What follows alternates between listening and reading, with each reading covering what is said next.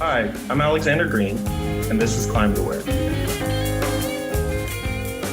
Today, my guest is Dr. Kim Cobb, climate scientist and advanced professor at the Georgia Institute of Technology, where she operates the Cobb Lab for paleoclimate research. Dr. Cobb has been studying climate change for nearly 2 decades, has led over 20 research expeditions to Pacific Islands, and has recently appeared before the House Natural Resources Committee to testify as a climate change professional. She's also currently a lead author for the 6th assessment report of the Intergovernmental Panel on Climate Change. Dr. Cobb, thank you for joining me today. Thanks for having me. Your research focuses on reconstructing tropical Pacific climates, and one of the ways you do this is by coring into coral reefs. Can you tell us more about this and how the corals are used to look into the Earth's past? Yeah, so when I say I use corals to reconstruct climate, it really is borrowing from a whole host of work across the globe, focusing on reconstructing climate from tree rings, ice cores, lake sediments, deep sea sediments, a whole host of things that we use to peer into the past and try to understand the types of natural variability that occurred and what we're doing today to the climate system and how the climate all the climate signals across the world are changing. And that varies by whether you're in the ocean or on land or by region across the globe. So having as many records from as many places as possible. But one of the most important places to get new records of pre-industrial climate is from the middle of the Pacific Ocean, where we just have so few instrumental observations of climate going back in time because we weren't living there and ships weren't traversing the oceans reliably until the mid-20th century. Mm-hmm. And so this is really a hole in our understanding of global climate. And it's also the seat of one of the most powerful natural climate cycles on our planet, the El Nino Southern Oscillation. And so corals are really great because they're a perfect match for this job because they allow us to reconstruct month by month temperatures in the middle of the Pacific Ocean. And that allows us to capture all the variability, including this El Nino Southern Oscillation phenomenon, which comes and goes in a matter of 6 to 9 months. So working with corals allows us to really look at these kinds of ocean temperature extremes in these remote places and add that into our understanding of how climate may be changing in response to greenhouse gases. Now, there are many people who work on reconstructing ocean temperatures. For example, I have a colleague who is working on the offshore drilling project, and they use sediment coring. And to me, it sounds like corals offer a more precise look into the Earth's climate as compared to sediment cores. Is that correct? Well, I'm not going to get into a mudslinging contest, no pun intended here, with the different proxies. Obviously, I've chosen to work on corals, which again are kind of uniquely well suited to look at these high resolution features of our climate system, these short-lived temperature extremes that you just can't capture with most, if any, sediment records that are out there. Okay. Now, every proxy has its strengths and weaknesses. So while the corals are exceptionally high resolution records of ocean temperatures, they don't extend for thousands and thousands and thousands of years. Obviously, they have kind of limited windows that they afford us back through time. And so each window may be as short as 20 years, could be 100 years. Long records of marine sediments typically extend for many thousands of years. Right. And they may approach decadal resolution, so 1 point every decade, or even sometimes 1 point every century. But these records are complementary. They all help us understand the Earth's climate system better in more detail. But obviously, one is more suited towards the study of El Nino than another. So again, we need them all, and together they help inform the full breadth and spectrum of climate variability of the past. You are one of the lead authors on the 6th assessment report for the Intergovernmental Panel on Climate Change. What exactly is your specific role with that? So I am a lead author amongst 15 other lead authors on Chapter 1. Okay. In Working Group 1. So Working Group 1 is the physical science basis. And as Chapter 1, we're kind of the kickoff chapter for the whole report, which I think has 12 chapters in Working Group 1. And so my specific job on the team is to bring the paleoclimate expertise. I think I'm one of two people on the team who have a lot of expertise in paleoclimate, and each chapter has an expert on paleoclimate this time, which is really interesting. Last report, paleoclimate was allocated its own entire chapter, and this time paleoclimate will be embedded and woven throughout the entire report in every chapter. So Right. that's a great opportunity to showcase the contributions of paleoclimate. And so we're right now in the middle of drafting our second draft, if you will, as an internal team of authors. And it's a laborious process requiring a huge amount of coordination within our own chapter team, as well as across all the other chapter teams. And so we meet roughly once per year to try, as an entire working group of 150 scientists, to try to figure out how to get this coordination done in real time in person, and try to get pushing towards the next draft. So it's exciting, it's exhausting, but it is one of the biggest honors of my entire life to participate in this. I imagine. So now, was this something that you were invited to participate in?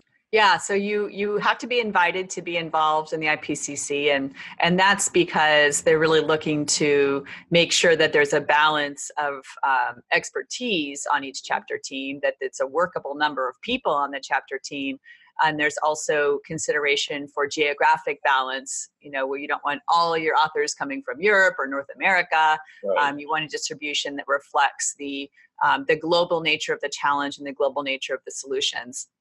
So that's why these author teams are meticulously kind of chosen, head by head, so they feel they have an optimum diversity of folks and depth of expertise to tackle these topics. Absolutely. With this report, I understand, you guys have a few iterations. It's supposed to be released in 2021 or? Yeah, seems like forever from now, but I know it'll go fast. Seems like now everyone is jumping on board with spreading the ideas of climate change and what's going on. Everyone kind of wants everything to happen now, but of course, the research takes time. Yeah, I mean, this is actually not even research. This is really synthesis work. And so it also takes time. And writing something that pretends to consolidate the body of scientific work that has gone on in climate science over the last 10 years is a staggering feat. And so that's really what we're doing and what we're charged with. And that makes it a pretty high stakes endeavor, because you do need to wrap your heads around collectively the whole body of literature and what it means for advancing our understanding of climate risk and how that can inform assessments of vulnerability and adaptation, and of course what it means for mitigation and reduction of greenhouse gases. So just last month in February, you gave a testimony on climate change to the House Natural Resources Committee. What has compelled you to take a more active and public stance in politics? Oh, goodness. I mean, this is something that I've been engaged with for quite some time to differing levels. So I've been going to Washington, D.C., sometimes with students, sometimes in the context of Congressional Science Day visits organized by my professional society, the American Geophysical Union. But I've been going to D.C. and visiting with lawmakers and staff on Capitol Hill for well over a decade already. This has been something that I felt is the responsibility of climate scientists to have these kinds of conversations, to understand and take the pulse of what's going on in DC, and offer to be a resource, a continuing resource. And anybody who wants that information should have ready access to a real climate scientist from their district, from their state. So that has been my goal, to kind of be that person if they want to reach out. And so I think coming into the current administration with the more overt attacks on climate science, and in some cases science in general, my participation has stepped up markedly. And in this case, it's really not about just being a resource, although that's continually always my offer, even to the current administration. If they want information, very happy to give it and provide that data. But more to the point, I'm really interested in making sure that scientists are involved in defending science from partisan attack. And again, I view that as a unique role for scientists. It's not only our responsibility. The public has a vested interest and role to play here. But it's really important that scientists get on the front lines of this war on science and make sure that we are there to defend the body of our life's work and the body of the results that the entire community has generated over decades of rigorous and hard work and millions of dollars of public funding that have been pointed towards this kind of public interest work, which is what climate science is. Climate science works for public good. And when that is trampled upon, we are risking the welfare of the public. And that's why I am thoroughly and completely engaged in making sure that this science is not torn apart and is not belittled and it is not set aside. It should be centered in any policy framework and be allowed to be weighed in terms of policy development. Yeah, and this is something that's really interesting to me because I feel like with scientists, there are a lot of scientists who just want to do their research and also don't have the, I don't want to say motivation, but I guess the capacity to go in and be an activist for the side of science, whereas they may feel internally that, it brings a lot to the table, but they're just not, communicators in the sense of, this is the work, this is the big impact, and, I need to be active about it. It's such a difference that I see, in the science community. We either have people who really want to get out there and explain what's going on, and then you have those who are just on the sidelines doing wonderful work, but just don't have that, in them. Yeah, I mean, obviously, this is something I grapple with all the time because I have many colleagues who look at the work that I do being heavily engaged in defense of science on a national level and in the media all the time. And they would look at that and say that I've crossed a line and I have become an activist and an advocate for political agendas and mostly liberal political agendas. And, I push back on that. That's obviously not how I view my role in this space. And I would say to the public and to those colleagues of mine who view this only from a partisan lens, that is how the far right has weaponized scientists who speak out. And they have basically said that if you speak out as a scientist, you are engaging in partisan speech and you are being an activist and you have lost your objectivity as a scientist and you are to be discounted as a voice because otherwise scientists are one of the most trusted voices by the American public. So, that is how they have marginalized whole segments of the scientific community. Mm-hmm. And mostly, the people who sit on the sidelines are driven by fear of being labeled a political activist, which is not what scientists want to be labeled as. That's not why we do what we do. That's not what we believe in. It doesn't drive us. Mm-hmm. And also fear of partisan-fueled attacks on their work, on themselves, which is part of the toolkit that the climate denier community has used, and all of the political forces behind them have used to discredit individual scientists and whole segments of scientific research. And so it looks very scary from the outside. But obviously, I would say that the tide has turned, and there are now not just a handful of voices to target these kinds of attacks at, which make them very effective and very damaging. But there's probably dozens of people who are have stepped into this space, and collectively we are quite a force to be reckoned with. And we are vocal. We have each other's backs, and we are really towing the line together. And so more and more people see a space for themselves in this defense of science space and making sure that climate science results are centered in policy and continue to be used to inform decisions at every level, from cities to states to DC. So that's really been a heartening shift, and I'm really happy to be a part of that. Yeah, absolutely. I mean, it's something that, you see across the board on social media. I know, for instance, on Instagram, we have the SciComm movement. Yeah. And, a lot of people, scientists from my generation are starting to use the hashtag SciComm, and they're outwardly expressing, this is what I do. I shouldn't be ashamed as a scientist or feel like I can't talk about it because these are facts. And facts should not be blacklisted or hidden or shunned just because they don't agree with policy.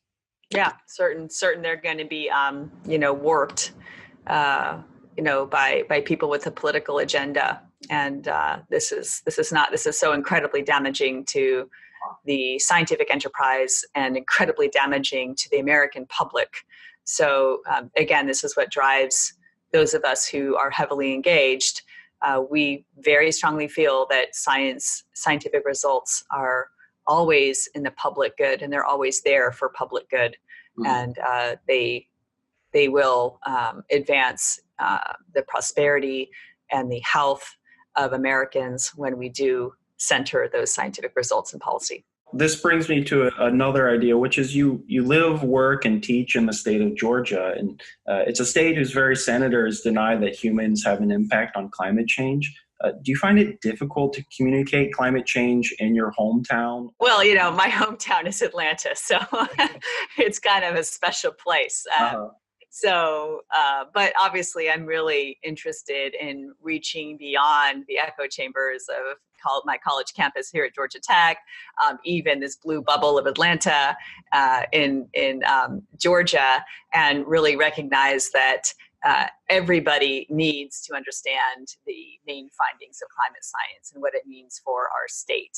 And so towards that end, I'm always interested in talking to the Senate staffers up in DC about what climate change means for Georgia and how we can prepare to protect communities from the climate impacts that we know are already here at our doorstep and will get worse through time, and argue that our economy is at risk if we ignore these findings, and the lives and livelihoods of Georgians are at risk when we ignore these findings as well.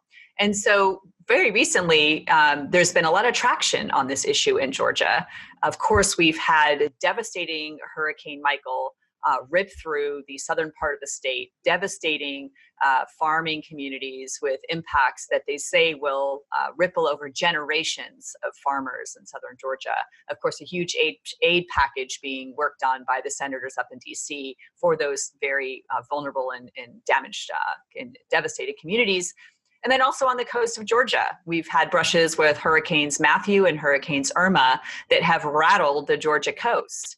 And now beginning to meet with policymakers down there from across the political spectrum to try to bring some tools and resources to these communities to help them grapple with the very current problem of coastal flooding on the coast of Georgia.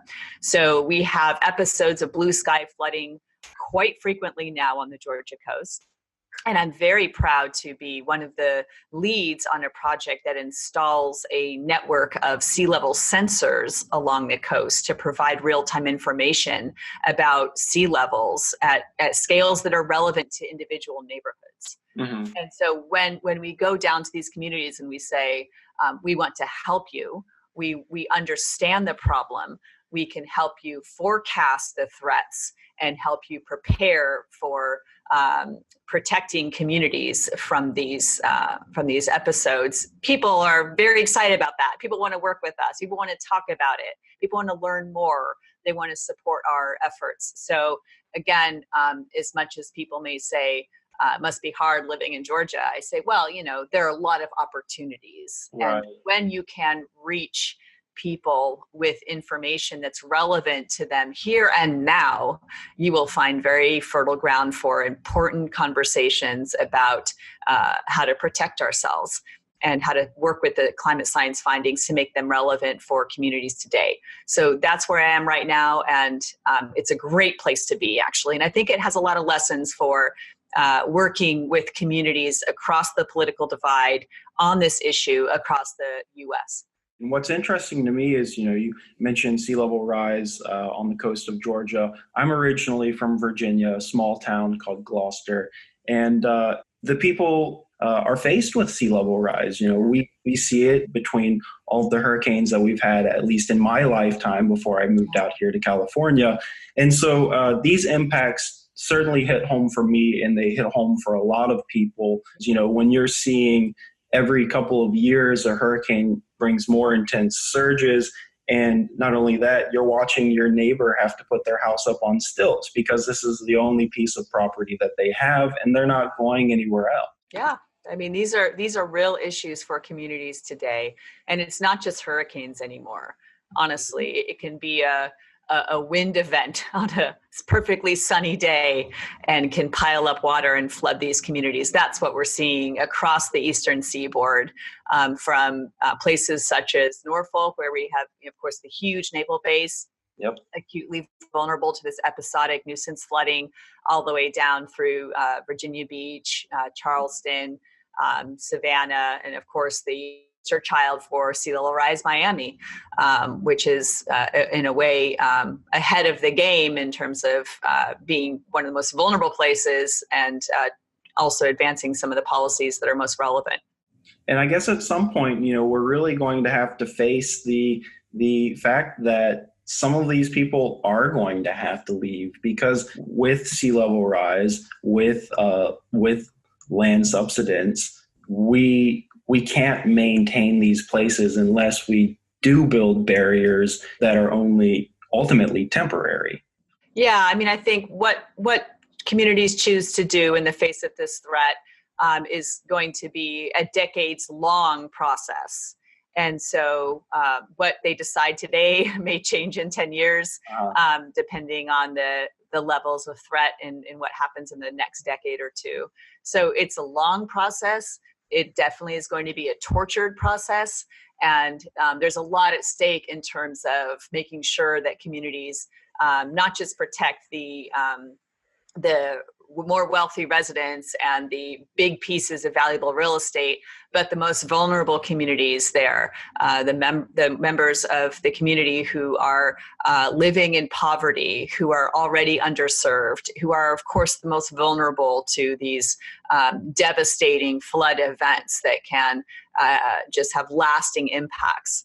And so rather than wait until there's acute loss of life and loss of livelihoods, better to get ahead of it and to think about managing a retreat that has equity as a foundation. Mm-hmm. And so it's not just serving the wealthy, but making sure that those folks who may not even be aware of the magnitude of the problem, and who may not be at the table when the problems and solutions are discussed, that their concerns and that their futures are centered in the conversation. And that's not easy, but that's obviously something that communities need to keep in mind as this transition starts to get underway in earnest. Something that I see a lot is people who begin to understand climate change from the beginner who is just reading about it to someone who is, like yourself, who has spent decades studying it. It seems like everyone has their own wake-up call, this kind of light bulb moment. How do you think, we as science communicators can inspire the same response in policymakers and other people? Yeah, I mean, so it's not a one-size-fits-all message. And so it's not that I can say to you, just do A, B, C, and you're going to flip a light bulb in somebody's head. It's going to be a very different conversation if you're sitting down with a Republican senator from Georgia than if you're sitting down with a resident, my neighbor in Atlanta, who's just going about their lives, kind of concerned, but doesn't know what to do. So the scales of influence, the things people care about, their capacity to be part of the solution, at what scale, these are all things that need to shape messaging around climate solutions. Right. So talking to the senator involves an emphasis on what kinds of large scale kind of policy level interventions are going to leave Georgia ahead of the game with no regrets kinds of actions that they might be able to consider and are not political suicide. That's the message for the senator. And there are, of course, a large bundle of those kinds of no regrets policies that he may be able to get behind. Talking to my neighbor here in Atlanta, I'm going to be talking to them about how they can take some very meaningful, relatively small steps to be part of the climate solution, whether that's here in Atlanta, whether that's at their kids' school, whether that's in their own homes. So finding out what they care about most and trying to help them understand that climate is everywhere in our lives, whether we see it or not, and carbon is everywhere in our lives. And that by taking some significant but relatively modest first steps, they can switch from being on the sidelines, concerned and kind of depressed, to in the game, engaged and empowered. Right. And so that's the kind of conversation I have with individuals in my community. And that's where we build the groundswell of support for city policies around low carbon transportation and multimodal transportation. That's where we build momentum around candidates who understand the threat of climate change and are ready to legislate to climate action. So these are all conversations I have many times a week, it feels, but they're very rewarding and usually pretty successful. Speaking of wake-up calls, during that testimony to the House Natural Resources Committee, you said that 2016 was your wake-up call and that the events of that year would change your personal and professional life forever. Can you tell us more about what happened? Yeah, so this was really the culmination of 20 years of dedicated research in the Central Pacific, chasing El Nino events in corals, which is my life's work in the research domain. And that year was a year where we had a very, very large El Nino forecasted that came to fruition.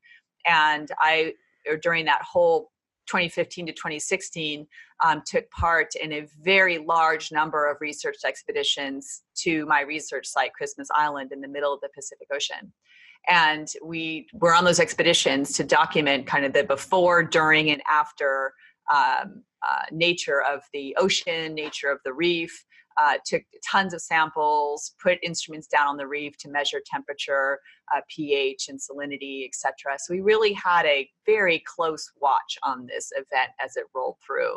Mm-hmm. And as much as I was excited scientifically, I was not prepared really to be an eyewitness to the devastation of the coral reef caused by really protracted, exceptionally warm temperatures at the site that lasted for over 10 months at bleaching level temperatures. Wow. And so, I had to personally, I was like, strapped in, to this series of expeditions on this train of scientific expeditions, and had the extreme misfortune to witness firsthand in April 2016 the devastation of 85-90% of the reef dead. Wow. Between expeditions, and just recognizing as I was diving those reefs that this was certainly a tipping point for this long-term research site of mine, digesting the fact that it probably would never be the same. Mm-hmm. And that this was not just going to be my site, but this would be the fate of many, many coral reefs around the world, not in my kids' lifetime, but in my lifetime. And that kind of tidal wave of information, it washed over me, and it's never left me. Those realizations that our time we're just out of time. We are flat out of time, and we've been deluding ourselves that we have time to avoid some of the most catastrophic impacts, but we are out of time. And so right now we're going to have to switch into damage control mode, and we're going to have to help people understand that we really need to get going on emissions reductions. And personally, what it meant for me, of course, was being back on the island in November of 2016, and recognizing that America over there across the ocean had just elected an administration that was openly hostile to climate science and climate solutions. For me, it was just a kind of a confluence of life circumstances that kind of threw me into a new road and a new dedication to climate actions in my own personal life. And that's like a sanity exercise for me.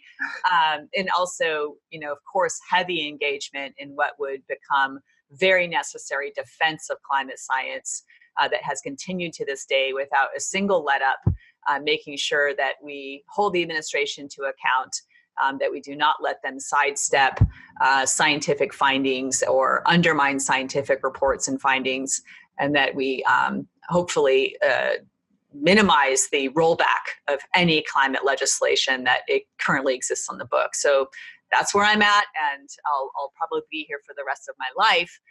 Hopefully, eventually working under and cheering on an administration that is aggressively moving towards climate actions. And it seems like it takes that sort of witnessing to really get people to understand what is happening, because it's hard for someone to say living in the Midwest to fully grapple with the idea that coastal cities are flooding. We have corals that are bleaching, and sea surface temperatures warming. How do you understand that when you're not surrounded by that, right? Yeah, I mean, the issue is that it's not just coral reefs dying in the Central Pacific. There are climate impacts raining down on this country, grabbing the headlines and devastating entire communities. It seems like every month now. Obviously, hurricane seasons, 2017, 2018, absolutely devastating. Every American understands that these events are not just coastal community threats. These are, of course, inland communities as well who are devastated by those storms. And then we just need to look at the headlines over the last week to understand the devastating flooding that has occurred across the Midwestern farming communities linked to climate change. Extreme precipitation is one of the most robust findings of climate science. We know it's going to continue. And this kind of inland flooding is something that we should predict and protect communities for with respect to climate change. The wildfires raging across California in recent years, this is not going to let up. This is a direct consequence of rising temperatures, rising soil temperatures, increased evaporation of water from the surface, drying out of vegetation. These are not surprises to climate scientists. And I think Americans all across the country now understand, unfortunately, year by year, with real-time lessons being learned, that climate change impacts are here on our doorstep. They are costly. And it's not just coastal communities, but it's going to be every American who's going to be touched by climate change. It's just a matter of when, and it's just a matter of whether you lose your entire livelihood, lose your life, or have family members or friends or community members significantly impacted. So unfortunately, we are learning this lesson right now every year. Something I kind of want to transition into is getting more people into the sciences. As a geologist myself, it's always warming to my heart to see young people who talk to me about what I do and get interested in it. So you've led a very decorated career to date, beginning in '94 with the Scripps Undergraduate Research Fellowship. You've had the NSF Career Award in 2007 and the Presidential Early Career Award for Scientists and Engineers in 2008. And that's just to name a few. So you clearly excel at everything you do. Can you? I don't know about that. I don't know if I'm a good mother, for example, but at any rate. Can you tell us what got you interested in the sciences? Yeah, I mean, I think I was always interested in math and science from a young age. Is very attracted to numbers.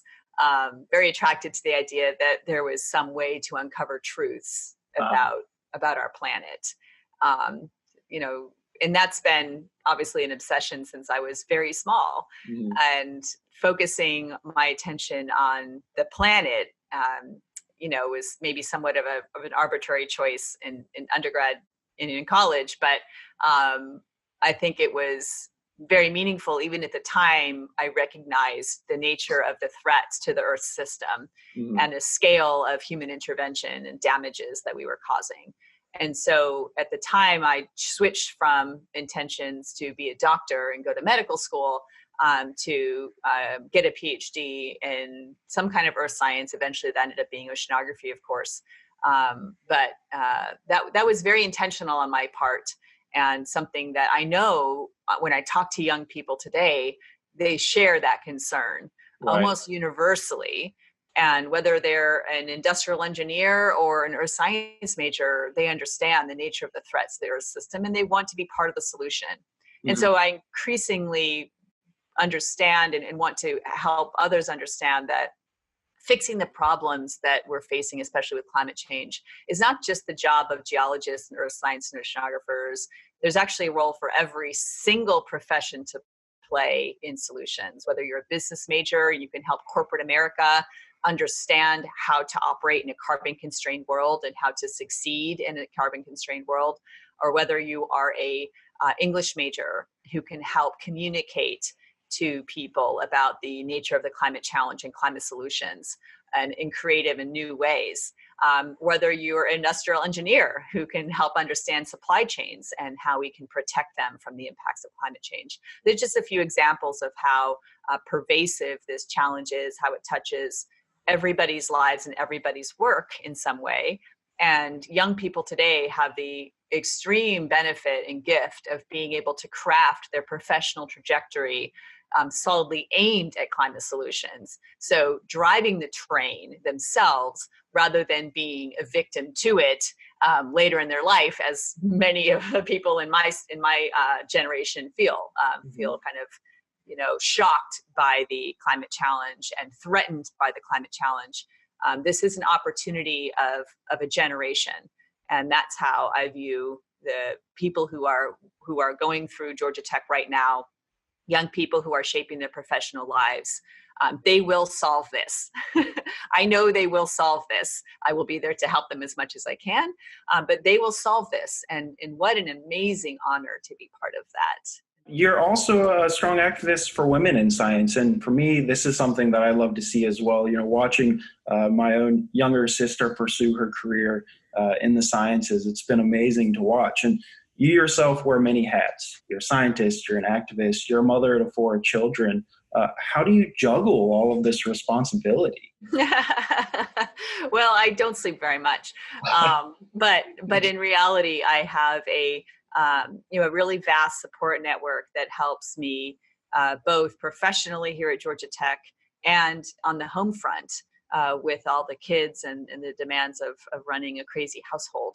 So I also have a very supportive partner in fellow oceanographer Emanuele Di Lorenzo, who's a professor in the same department here. And so we have each other's backs. And I think for young women coming up through the sciences today, there are many opportunities. There are many challenges that still remain that people like me try to, pave the way so it's slightly easier for them. But these things some of them are going to die very hard and take some additional policy at the federal level around parental leave, for example, which is still dismal in this country.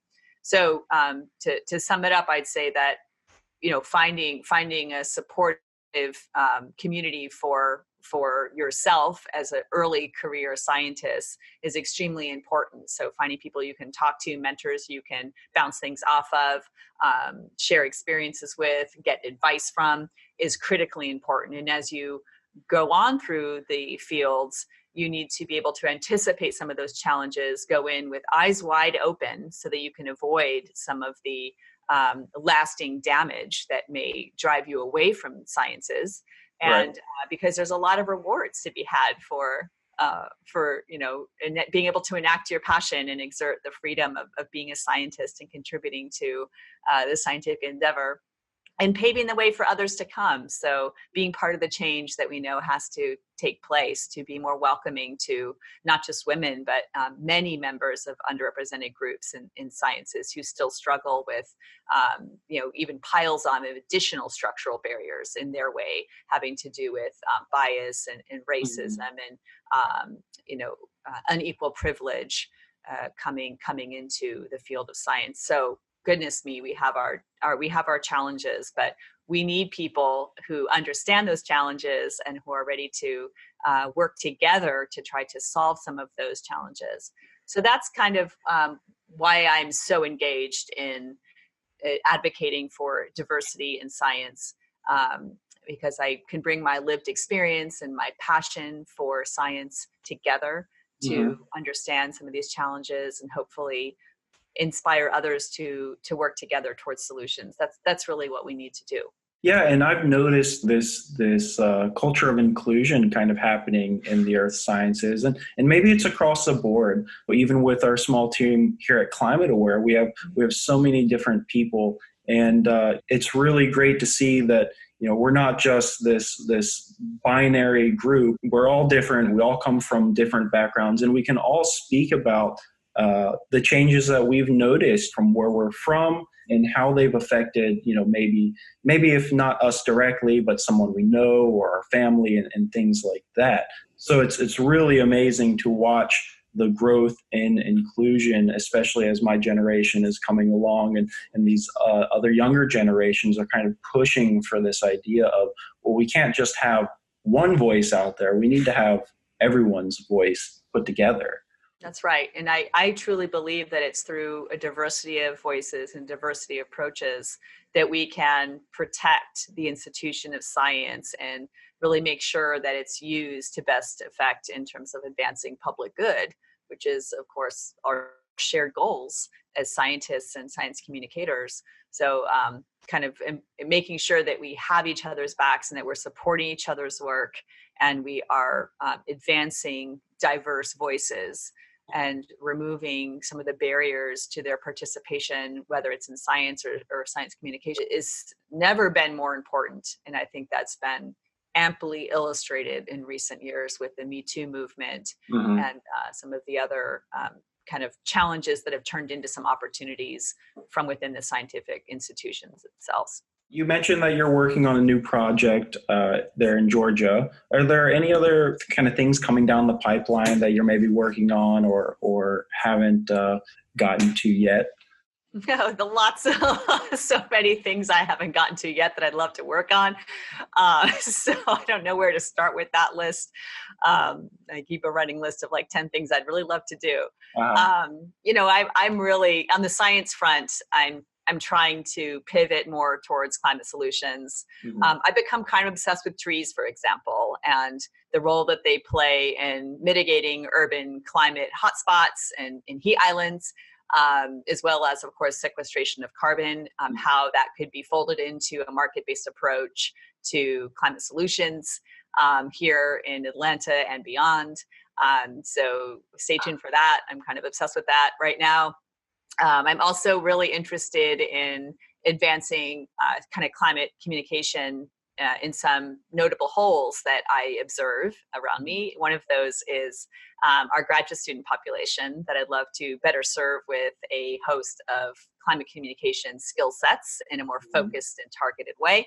So I'm hoping that a grant that's pending at NSF gets funded for that. So fingers crossed on that with a huge team of amazing folks here at Georgia Tech.